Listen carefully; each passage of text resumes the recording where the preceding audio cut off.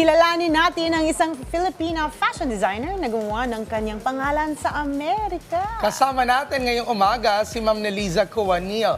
Good morning po and welcome sa Rise and Shine Pilipinas. Good morning! Good morning!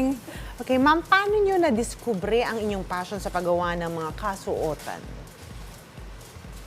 Nung bata pa ako, ay nangarap lang po ako sa aking simpleng pangarap na magkaroon ng damit.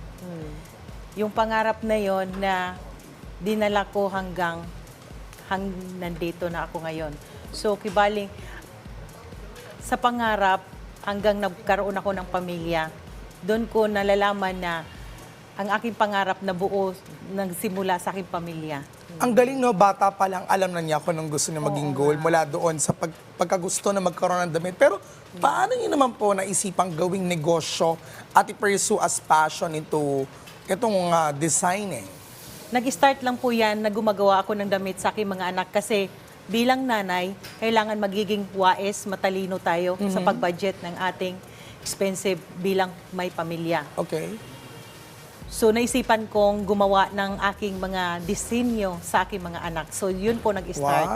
Pero ang first business nyo po ba sa Amerika o dito Dito sa Pilipinas? sa Pilipinas. Okay, ano po yung usual na dinidesign nyo? Although nakita namin kanina no, na gown nga, pero ano pa po ba ang mga dinidesign nyo, ma'am? Simula po sa mga bata to adult, men and women.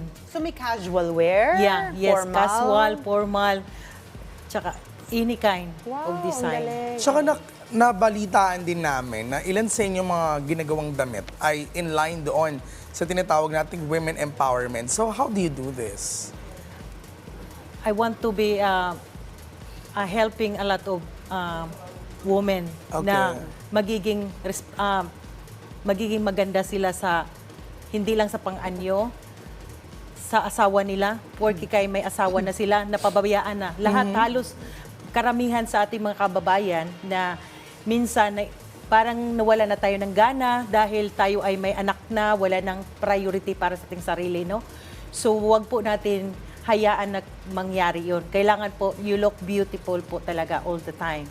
Okay, I agree with that point. And I like talking about women empowerment, no? Dahil I feel like I'm an empowered woman, ha? Yes. Of course. Pero of bilang course. isang women empowerment advocate, sa tingin mo, paano ma-express ito ng mga kababaihan sa pamamagitan ng kanilang mga kasuotan? Para sa akin, hindi lang po ang kasuotan tinitignan natin, kundi bukal sa ating puso na dapat nating gawin yon. Mahalin natin ang ating sarili. At kung may goal kayo sa buhay nyo, ipagpatuloy nyo lang. Sipag at tiyaga, yan po ang mag-success sa inyong buhay.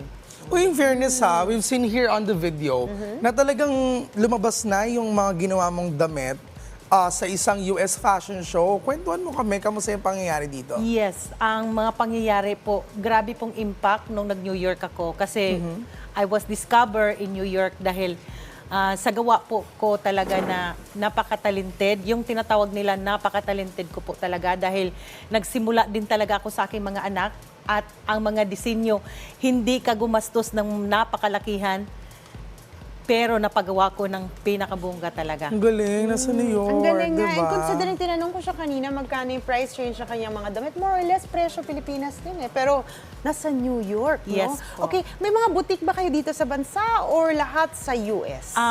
Meron po ako mga order around the world po. Wow. You can visit in my page in Facebook, Nails Ensemble. So, mayroon tayong mga iba't ibang design yun sa ating paggawa. At yung, syempre, yung pinupost ko muna yung mga namodel na ng ating mga kababayan po. Ayan. So, hindi po basta-basta makapi yung ating mga disenyo dahil bago po natin ipopost, kailangan na model na po ng ating mga model ang aking mga gawa. Hindi basta-basta yung pagkakaroon ng creativity sa iyong isipan para makaisip na napakaganda at unique ng mga fashion designs. But of course, we salute you and it's an inspiration sa all the Filipinos and all the people around the world. Pero ano po yung mga mensahe ninyo or tips na pwede niyo ma-share sa ating mga ka-RSP, sa mga aspiring designers, of course, lalo na sa mga kabataan? Yeah, para sa ating mga kapwa, mga babayan na nangangarap lang po na katulad ko, eto na po ako ngayon. Hindi man ako nakilala noong unang panahon, pero ngayon I will shine because of my talent. Yung talent natin na nanggagaling sa ating puso talaga, yun ang nag-umpisa, nagtudlok sa akin na kailangan kong gawin yon, na ipakita sa buong mundo na may kakayahan tayo, may talent tayo na dapat natin ipakita sa buong mundo. Nanggagaling sa sipag at tiyaga. Basta nagsusumikap ka, walang taong inagabriyado, ikaw po ay magtatagumpay. Ayun, very inspiring din talaga yung mga kagaya ninyo na ginagamit yung inyong passion at talento sa pagbabahagi ng inyong advocacy, ma'am. Nako, we salute you po at sana'y marami pa pong maging empowered. Oo women. naman. Like you, Chi. I'm Like really you. proud of you because you're such an empowered woman. And of course, ma'am, thank you so much sa pagsama sa amin ngayong umaga.